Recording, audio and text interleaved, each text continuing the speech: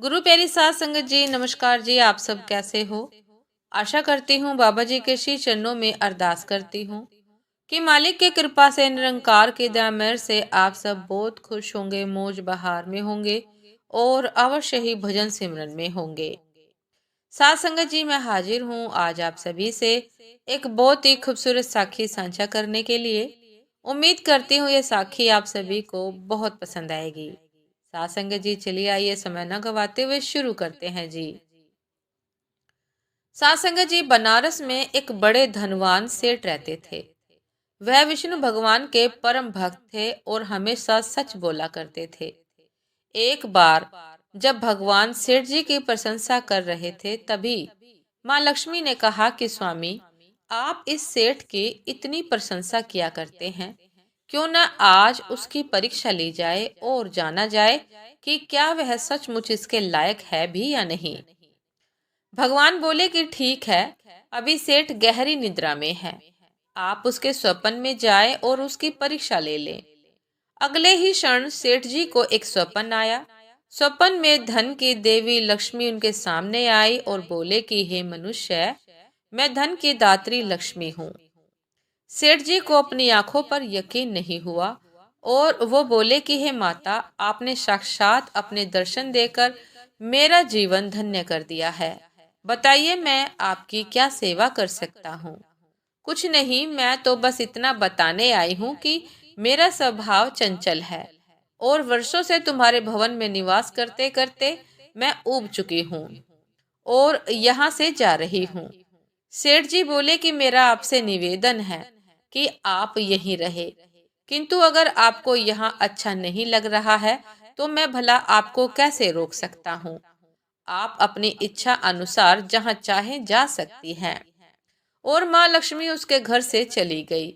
थोड़ी देर बाद वे रूप बदलकर पुनः सेठ के स्वप्न में यश के रूप में आई और बोली कि सेठ, मुझे पहचान रहे हो? सेठ ने कहा कि नहीं महोदय, आपको नहीं पहचाना। यश ने कहा कि मैं यश हूँ, मैं ही तेरी कीर्ति और प्रसिद्धि का कारण हूँ, लेकिन अब मैं तुम्हारे साथ नहीं रहना चाहता, क्योंकि माँ लक्ष्मी यहाँ से चली गई है, अतः मेरा भी यहाँ अब कोई काम नहीं। साथ संगत जी, सेठ ने कहा कि ठीक है, यदि आप भी जानना चाहते हैं तो वही सही। सेठ जी अभी भी स्वप्न में ही थे और उन्होंने देखा कि वह दरिद्र हो गए हैं और धीरे धीरे उनके सारे रिश्तेदार व मित्र भी उनसे दूर हो गए हैं। यहाँ तक कि जो लोग उनका गुणगान किया करते थे, वो भी अब बुराई करने लगे हैं। कुछ और समय बीतने पर माँ लक्ष्मी धर्म का रूप धारण करके पुनः सेठ के स्वप्न में आई और बोली कि मैं धर्म हूँ।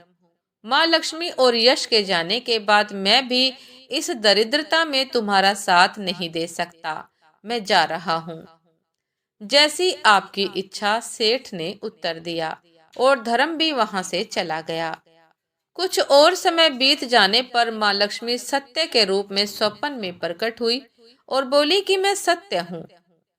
लक्ष्मी, यश और धर्म के जाने के बाद अब मैं भी यहाँ से जाना चाहता हूँ। ऐसा सुनकर सेठ जी ने तुरंत सत्य के पांव पकड़ लिए और बोले कि हे महाराज, मैं आपको नहीं जाने दूंगा। भले ही सब मेरा साथ छोड़ दे, मुझे त्याग दे, पर कृपा आप ऐसा मत करिए। सत्य के बिना मैं एक क्षण नहीं रह सकता। यदि आप चले जाएंगे तो मैं तत्काल ही अपने प्राण त्याग दूंगा। लेकिन तुमने बाकी तीनों को तो बड़ी आसानी से जाने दिया, उन्हें क्यों नहीं रोका? सत्य ने प्रश्न किया। सासंग जी, सेठ जी बोले कि मेरे लिए वे तीनों भी बहुत महत्व रखते हैं, लेकिन उन तीनों के बिना भी मैं भगवान के नाम का जाप करते करते उद्देश्य पूर्ण जीवन जी सकता हूँ। परंतु यदि आप चले गए तो मेरे जीवन में झूठ प्रवेश कर जाएगा और मेरी वाणी अशुद्ध हो जाएगी। भला ऐसी वाणी से मैं अपने भगवान की वंदना कैसे कर सकूंगा? मैं तो किसी भी कीमत पर आपके बिना नहीं रह सकता। सासंग जी, सेठ जी का उत्तर सुनकर सत्य प्रसन्न हो गया और उसने कहा कि तुम्हारी अटूट भक्ति ने मुझे यहाँ रुकने पर विवश कर दिया और अब मैं यहाँ से कभी नहीं जाऊंगा। और ऐसा कहते हुए सत्य अंतर्ध्यान हो गया। सेठ जी अभी भी निद्रा में थे। थोड़ी देर बाद स्वप्न में धर्म वापस आया और बोला कि मैं अब तुम्हारे पास ही रहूंगा, क्योंकि यहाँ सत्य का निवास है।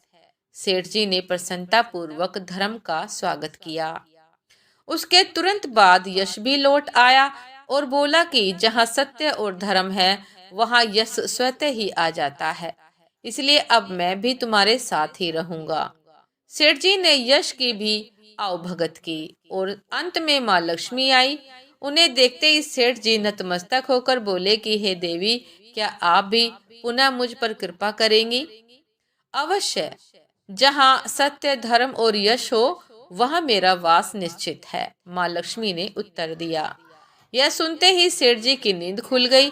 उन्हें यह सब स्वप्न लगा, पर वास्तविकता में वह एक कड़ी परीक्षा से उत्तीर्ण होकर निकले थे। साथ संगत जी, हमें भी हमेशा याद रखना चाहिए कि जहाँ सत्य का निवास होता है वहाँ यश धर्म और लक्ष्मी का निवास स्वतः ही हो जाता है। सत्य है तो सिद्धि प्रसिद्धि और समृद्धि है, इसीलिए सदैव सत्य के साथ रहिए, जीवन में सत्य को धारण कीजिए। साथ संगत जी, ये थी आज की एक बहुत ही खूबसूरत साखी। उम्मीद करती हूँ ये साखी आप सभी को बहुत पसंद आई होगी। यदि पसंद आए साथ संगत जी तो लाइक कमेंट शेयर करना ना भूलिएगा। चैनल पर जो भी नए हैं कृपा करके सब्सक्राइब कर लीजिएगा, ताकि चैनल पर मिलने वाली सभी शब्द साखियों की अपडेट आप सभी को समय पर मिलती रहे। साथ संगत जी, आप हमें इंस्टाग्राम पर भी फॉलो कर सकते हैं। इंस्टाग्राम का लिंक डिस्क्रिप्शन बॉक्स में दिया गया है। साथ संगत जी, दासी को अभी आज्ञा दीजिए। आपसे फिर मुलाकात होती है एक नए शब्द साखी के साथ, एक नए विचार के साथ। तब तक के लिए नमस्कार जी। सदा खुश रहिए, मुस्कुराते रहिए, भजन सिमरन अवश्य करते रहिए और अपने जीवन में सत्य का धारण कीजिए। सदैव सत्य बोलिए, क्योंकि जहाँ सच होता है, जहाँ सत्य होता है, सारी खुशियाँ स्वतः ही अपने आप आ जाती हैं। नमस्कार जी।